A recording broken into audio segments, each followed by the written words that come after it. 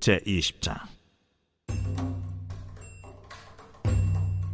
이에 모든 이스라엘 자손이 단에서부터 브엘세바까지와 길르앗 땅에서 나와서 그 회중이 일제히 미스바에서 여호와 앞에 모였으니 온 백성의 어른 곧 이스라엘 모든 지파의 어른들은 하나님 백성의 총회에 섰고 칼을 빼는 보병은 40만 명이었으며 이스라엘 자손이 미스바에 올라간 것을 베냐민 자손이 들었더라. 이스라엘 자손이 이르되 이 악한 일이 어떻게 일어났는지 우리에게 말하라. 레위 사람 곧 죽임을 당한 여인의 남편이 대답하여 이르되 내가 내 첩과 더불어 베냐민에 속한 기브아에 유숙하러 갔더니 기브아 사람들이 나를 치러 일어나서 밤에 내가 묵고 있던 집을 에워싸고 나를 죽이려 하고 내 첩을 욕보여 그를 죽게 한지라. 내가 내 첩의 시체를 거두어 쪼개서 이스라엘 기업의 온 땅에 보냈나니 이는 그들이 이스라엘 중에서 음행과 망령된 일을 행하였기 때문이라. 이스라엘 자손들아, 너희가 다 여기 있은즉 너희의 의견과 방책을 낼지니라. 모든 백성이 일제히 일어나 이르되 우리가 한 사람도 자기 장막으로 돌아가지 말며 한 사람도 자기 집으로 들어가지 말고 우리가 이제 기브아 사람에게 이렇게 행하리니 곧 제비를 뽑아서 그들을 치되 우리가 이스라엘 모든 지파 중에서 100명에 10명, 1000명에 100명, 10,000명에 1000명을 뽑아 그 백성을 위하여 양식을 준비하고 그들에게 베냐민의 기브아에 가서 그 무리가 이스라엘 중에서 망령된 일을 행한 대로 징계하게 하리라. 이와 같이 이스라엘 모든 사람이 하나같이 합심하여 그 성읍을 치려고 모였더라. 여러분 반갑습니다. 오늘 큐티로 여는 기막힌 하루입니다. 본 말씀 사사기 20장 1절부터 11절의 말씀입니다. 자, 우리는 어제 큐티를 통해서 레위인의 첩이 기브온의 불량배들에 의해서 겁탈당한 끝에 죽임을 당하고 그 첩의 시신을 12토막 내어서 각 지파에 보내는 아주 엽기적인 사건을 보게 되었습니다. 자, 그리고 이제 오늘 본문에서는 이 일로 발칵 뒤집힌 이스라엘이 미스바에 모여 총회를 여는 장면이 그려지고 있습니다. 자, 이 총회에서 가장 먼저 한 일은 사건의 경위를 파악하는 일이었습니다. 그래서 이 일의 당사자라고 할 수 있는 레위인에게 도대체 이게 어떻게 된 일인지를 묻는 것이죠. 자, 그러자 이 레위인은 4절부터 7절의 말씀을 통해서 사건의 경위를 진술하기 시작합니다. 자, 그런데 우리는 이 레위인의 진술 속에서 아주 중요하고 흥미로운 현상 하나를 보게 됩니다. 지금 레위인은 일어난 사건에 대해서 진술할 때 사실을 있는 그대로 객관적으로 진술하지 않습니다. 그 대신 어떤 부분은 원래보다 과장하고 또 어떤 부분은 원래보다 축소하거나 삭제해서 왜곡된 진술을 하는 것을 보게 되는 것입니다. 자, 왜곡된 진술이 뭔지 우리가 하나하나 한번 살펴보도록 하겠습니다. 자, 먼저 사실의 축소부터 보면요. 5절에서 레위인은 기브아 사람들이 나를 치러 일어났다 라고 하면서 기브아 주민 전체가 범인인 것처럼 이야기합니다. 그러나 사실은 이 일의 범인이 기브아 사람 중 불량배 몇 사람에 불과하다는 것입니다. 그리고 또 이 레위인은 그들이 나를 죽이려고 말했다고 했지만 사실은 죽이려 한 것이 아니라 강간하려고 했던 것이죠. 자, 그런데 이어지는 레위인의 진술 속에서 더 심각한 문제는 어떤 사실은 축소하거나 삭제해버리는 것입니다. 자, 어떤 것이 그렇습니까? 다시 5절을 보시면 레위인은 기브아의 불량배들이 내 첩을 욕보여 그를 죽게 하였다고만 말합니다. 자, 하지만 그 전에 이 첩을 불량배들에게 내어준 사람이 누구였습니까? 레위인 자신입니다. 그는 자기가 살기 위해 자기 첩을 자발적으로 그들에게 마치 먹잇감 던지듯이 내어주었습니다. 그리고 그 후에라도 그는 첩을 구하기 위한 노력을 했어야 했지만 레위는 어떤 조치도 취하지 않은 것입니다. 자, 보십시오. 이 레위인의 진술을 내용을 들여다보면 사실관계에서 자기에게 유리한 내용은 과장하고 있고 자기에게 불리한 내용은 축소하거나 삭제하고 있는 것을 봅니다. 그 결과로 이 레위인의 일방적인 진술을 들은 나머지 지파의 사람들은 레위인은 철저히 피해자이고 기브아 사람들은 철저히 가해자라고 여기게 되었을 것입니다. 그 누구도 레위인이 여자의 죽음에 일조했다고 의심하는 사람은 아무도 없는 것입니다. 여러분, 우리가 이 레위인의 진술 왜곡을 주의 깊게 들여다봐야 하는 이유가 있습니다. 왜냐하면 이것이 우리가 저지르는 잘못이기도 하기 때문입니다. 여러분, 성경은 모든 사람이 죄를 범하였다고 말씀하고 있습니다. 또 의인은 없나니 하나도 없다고 하십니다. 이 성경의 말씀은 바로 이 사건에도 그대로 적용이 됩니다. 여러분, 오늘 이 여인의 죽음에 모든 사람이 공범입니다. 모든 사람이 죄인입니다. 기브아의 불량배들이 사건의 주범이라면 레위인은 공범입니다. 의로운 사람이 하나도 없다는 것입니다. 자, 그런데 왜 이 레위인은 이렇게 진실을 왜곡합니까? 지금 그가 의도적으로 거짓말을 하고 있는 것일까요? 그럴 수도 있겠지만 저는 꼭 그렇다고만 생각하지 않습니다. 이 레위인의 기억력이 왜곡되어서 그가 실제로 사실이 아닌 것을 사실이라고 믿을 수도 있는 것입니다. 왜냐하면 우리의 기억력이라는 것은 너무 쉽게 왜곡되기 때문입니다. 그런데 우리의 기억력의 왜곡이 일어날 때도 똑같은 법칙이 적용됩니다. 우리는 내 잘못은 축소하고 남의 잘못은 과장하는 형태로 이 기억의 왜곡이 쉽게 일어납니다. 여러분, 그 대표적인 예가 바로 부모 자녀 간의 기억입니다. 여러분, 그렇죠? 부모는 해준 것만 기억이 나고 자녀는 못 해준 것만 기억이 난다고 합니다. 그래서 서로가 다 억울해합니다. 우리가 이렇습니다. 사람은 다 자기가 기억하고 싶은 것만 기억하는 것입니다. 자, 우리는요, 자꾸 어떤 문제와 사건을 바라볼 때 강박처럼 누가 가해자이고 누가 피해자인지를 구분하려고 합니다. 여러분, 그러나 우리가 생각하는 것보다 훨씬 더 많은 경우에 진실을 드러내고 보면 가해자와 피해자를 구분하기 불가능한 일이 대부분입니다.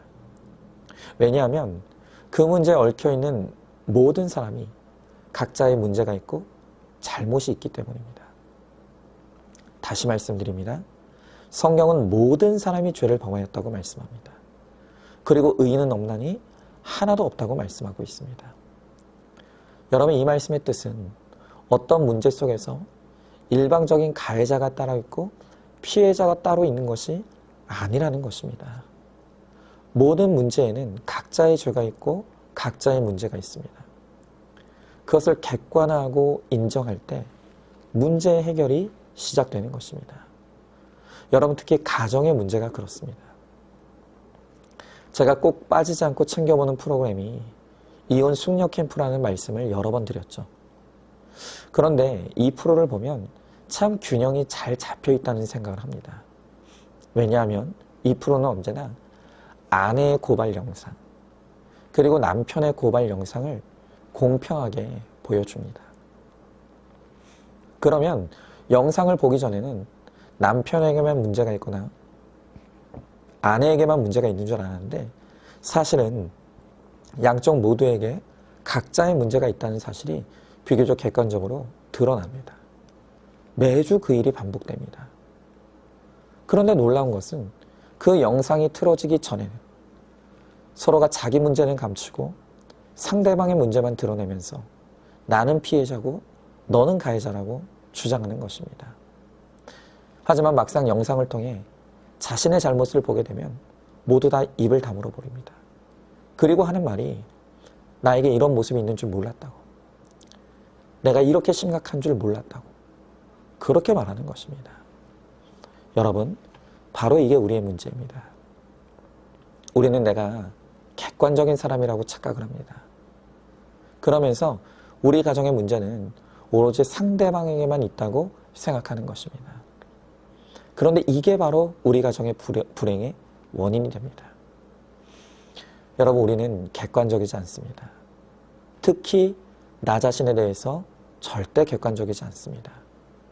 우리는 언제나 내 문제는 축소, 삭제시키고 상대방의 문제는 과장합니다.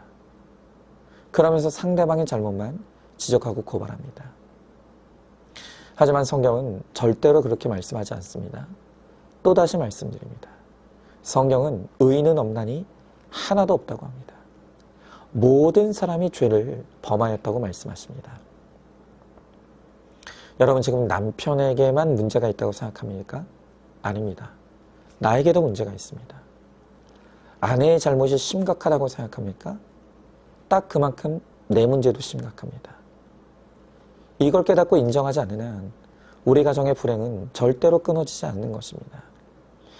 여러분 그래서 오늘 우리에게 시급한 것이 바로 자기 객관화입니다.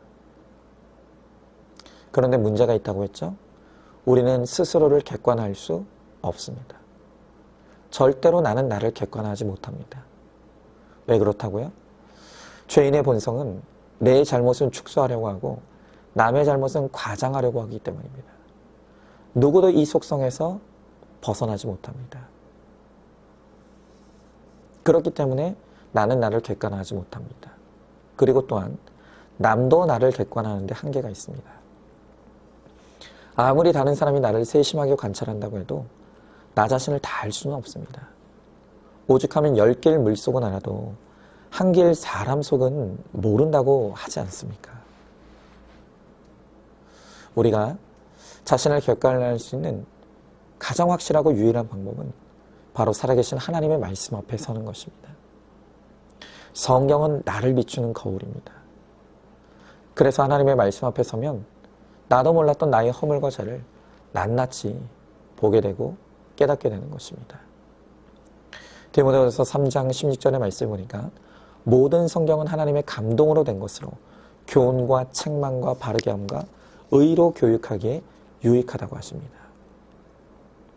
여러분 그래서 구속사 큐티의 핵심은 말씀 앞에서 내 죄만 보고 내 죄만 회개하는 것입니다. 하나님의 말씀 앞에 서면 드러나지 않는 것이 없습니다. 감추어져 있던 나의 허물과 죄가 다 드러납니다.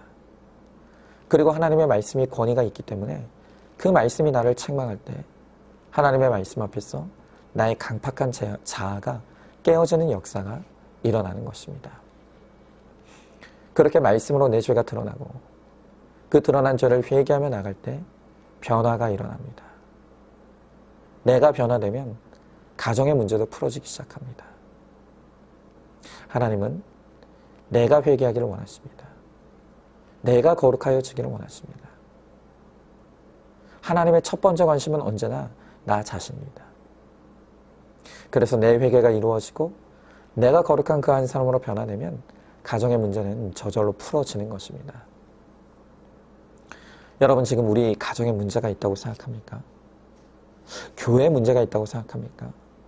나라가 문제라고 생각하고 있지 않습니까? 그런데 그 어떤 문제에도 가해자, 피해자가 따로 있지 않습니다. 그 문제의 중심에 내가 있습니다. 여러분, 살아있고 능력 있는 하나님의 말씀 앞으로 가십시오. 그리고 내 죄가 무엇이고 내 허물이 무엇인지 겸손하고 진지한 태도로 하나님께 물으십시오. 그러면 하나님께서 말씀을 통해 마치 영상을 보듯이 나도 몰랐던 나의 허물과 죄를 드러나게 하시고 깨닫게 하실 것입니다. 그 죄를 회개하며 거룩한 그 한 사람이 되기를 힘쓸 때 하나님께서 문제를 풀어주시는 은혜의 역사를 허락해 주실 것입니다. 자, 한번 질문해 봅니다. 내 문제는 축소시키고 남의 문제는 과장하려는 속성이 나에게도 있다는 것을 알고 있습니까? 그런데도 남의 잘못만 확대 해석하면서 고발하고 있지 않습니까? 공동체가 내 문제를 지적할 때 올소이다가 되십니까? 내 죄를 보는 큐티야말로 나를 객관하는 가장 확실한 방법이라는 것을 깨닫고 있습니까? 날마다 구속사의 큐티로 내 죄를 회개하고 거룩에 힘쓰는 것이 문제를 해결하는 가장 확실한 길이라는 것을 깨닫고 있습니까? 자, 오늘도 8월 9일 보석 상자입니다. 내세울 곳 없는 부모, 내세울 곳 없는 학벌이 하나님의 전을 사모하도록 나를 지켜주는 요새입니다. 돈이 없어서 세상으로 못 나가고 갈 데가 없어서 집에서 기도하고 성경 보는 것이 나와 자녀를 지켜주는 요새입니다. 우리 함께 기도하겠습니다. 주님,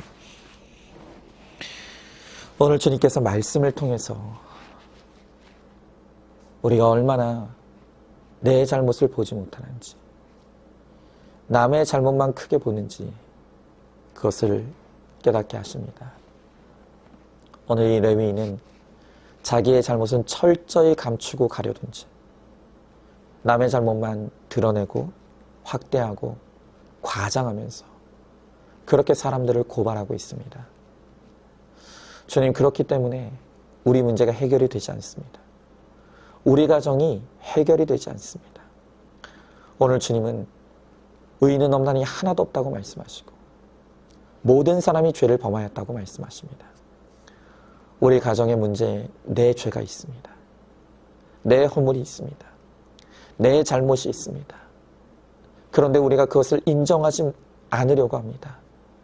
주님, 이제는 하나님의 말씀 앞에서 나를 책망하시고 나를 교훈하여 주셔서 나도 몰랐던 나의 죄를 깨닫게 하시고 그 죄를 회개하여서 나의 거룩함을 통해 내 가정이 회복되고 내 가정이 구원에 이를 수 있도록 주님, 우리와 함께하여 주시옵소서. 믿사오며 사랑이 많으신 우리 예수님 이름 받들어 기도드리옵나이다. 아멘.